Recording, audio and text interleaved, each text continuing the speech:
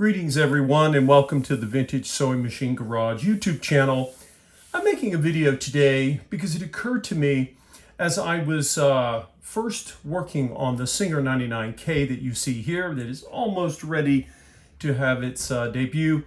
I realized that there are times when many of you may have your own machine. I've done a lot of troubleshooting series videos on what's going on with your vintage sewing machine. However, I have noticed that when I'm purchasing a vintage sewing machine, someone has it for sale, there are times when people will sell a machine because at first they have tried to fix it and they thought they might get it running, either because they wanted to sell it for more money or maybe they wanted to give it to someone, who knows. In any case, they couldn't figure out what was going on with it. Thankfully, they chose not to destroy or get rid of the machine. They didn't dispose of it. And so they offer it for sale with a caveat, hey, machine needs repair, can't get it to work, sometimes, for parts or what have you. And there are times when they may, sell it for a small price, or they may even give it away. And, you have to decide when you're looking for machines, do I want a machine in good working order?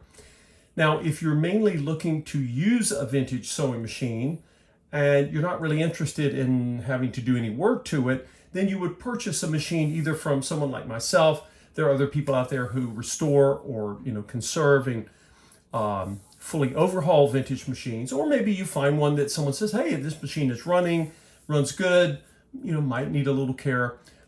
You will have to decide at what price point and what level that you are going to purchase a machine. So anyway, I poured myself a cup of tea here, and I wanted to kind of mention to you all what I found with the Singer 99 that could have turned someone away. And let's say you were enthusiastic, you're going to buy the machine, you've gotten it home. Let's say that's you, and it looks nice, it's it seems to be clean or not. But anyway, the person says, well, grandma used to sew on it all the time and it's just been sitting here, or I got it from a friend who doesn't sew anymore. It's, understanding the history of vintage sewing machines is that is a whole other investigative endeavor that we're not going to cover here today, except to say this: never assume that because someone says a sewing machine does not work, that it can't work, and don't assume that it's a lost cause. And here's why. Very often, when you purchase a machine, you are buying it from someone who A, hasn't used it in 30 years, or has never used it. It was given to them. They found it at a yard sale. They were going to learn to sew and they didn't. Or maybe it was in someone's family. They've held on to it as long as they could, but they don't want to throw it away. They want to give it to a good home because, they feel guilty. Maybe they got it from their grandmother or their grandfather. So here's the thing. There are times, and I think I mentioned this in the past, when a lovely, beautiful, shiny, clean vintage machine can have all sorts of problems, and it could end up being a bit of an endeavor to bring it back. But sometimes a machine is not actually broken. It's not. What has happened is the seller or the user has gotten confused, and it's not the machine's fault. Let me explain why. So I got this machine and I was in the process of going through it. I've made many videos on this particular overhaul, showing all of you different things I was doing to the machine. Well, one of the many things that I do when I overhaul a vintage sewing machine is I always replace the needle. Sometimes there is no needle, sometimes the needle is broken, which you will see on an upcoming video on a different machine. But sometimes the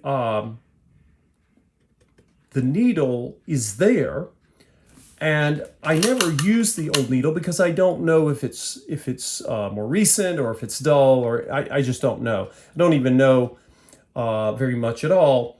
But I went to replace the needle in this machine. It had one, but again, that's part of my standard procedure. So I went in and I was loosening the thumb screw and I was going to release the needle. And as I did, I thought, well, that's odd, because I could feel the groove. Those of you who sew and know sewing needles know that a needle is shaped like, if you look at it from above, right? If you look at it vertically, it is basically shaped like the letter D. There's a flat side in the upper portion of the needle, and then on the opposite side, down the shaft of the needle, is a groove, and that groove is important because that groove is needed for your thread to flow properly as stitches are being formed.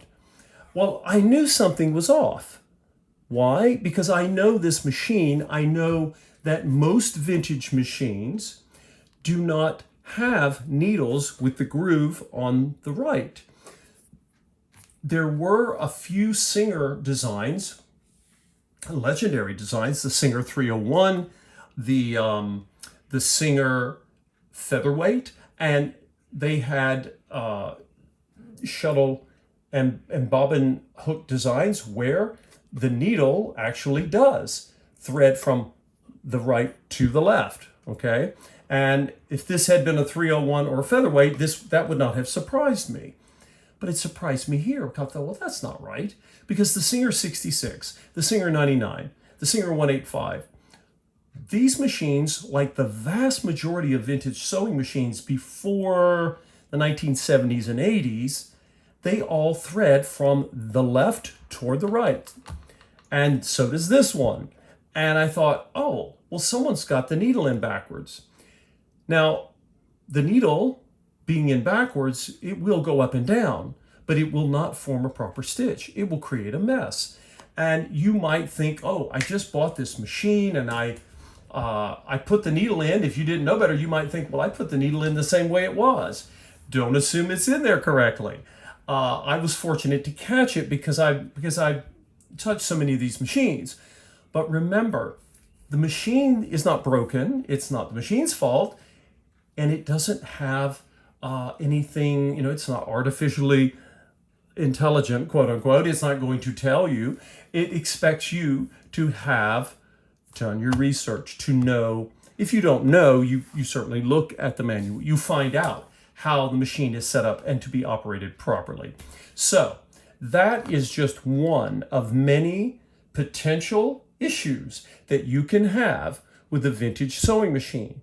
Your needle needs to be inserted so that its position is exactly the way it was engineered to be.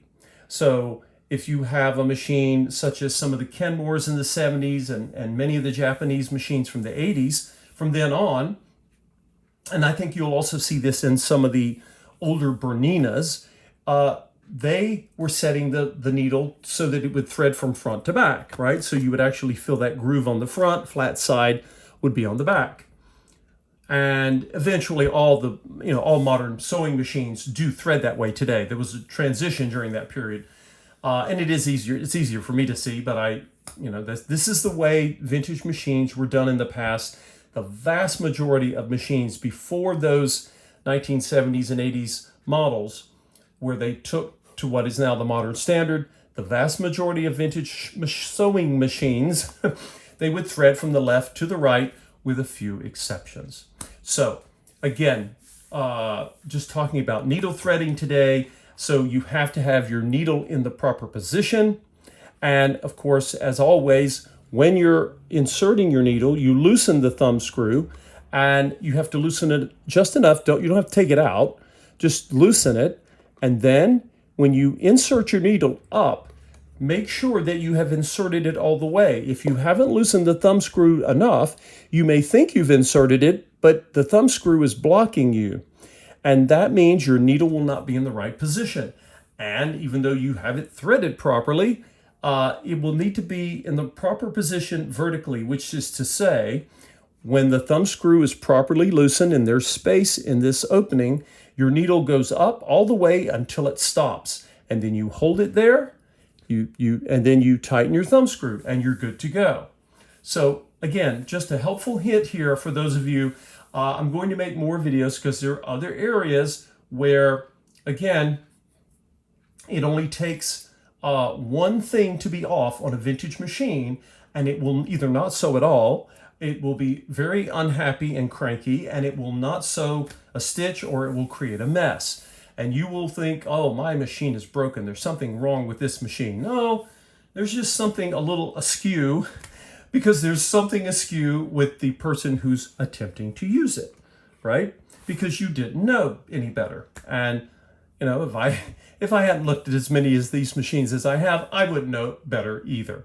That's how we all learn. So anyway, whenever you get to a point when you are frustrated, or your machine, especially if it's a new machine to you and you're not sure, just get yourself a cup of tea, a cup of coffee, sit down, take a deep breath, and give a once-over to the different areas of your machine. Needle positioning is one of those. We're going to cover others. So again, this is for all of you who have new machines. You just got the machine. You're not familiar with this model. You were told it runs well. Now, there could be more serious things wrong with the machine. Don't get me wrong, but very often a vintage machine has issues because it has not been properly set up. So this is this is my sermon on making sure you either have a user's manual or you have access to the PDF of a manual. That will help you. And if you have a machine that doesn't have a manual that's easy to get, like the Singer manuals are, there are other ways to find out how to thread your machine, how to set it up, etc. Anyway, I hope this was helpful, everyone. The good news is, many times, not always, but many times, what your machine needs is an adjustment or a setting or a proper installation of something like a needle, and it will be ready to sew for you. But it can't talk to you. It doesn't have software. It doesn't have beeps and codes. But that's a good thing. This is the reason, over 75 years later, this machine, now restored, is going to give a new generation or generations of people the ability to sew garments, to sew projects, because they have one tough, durable piece of equipment. I hope that was helpful, and we will see you all in the next video.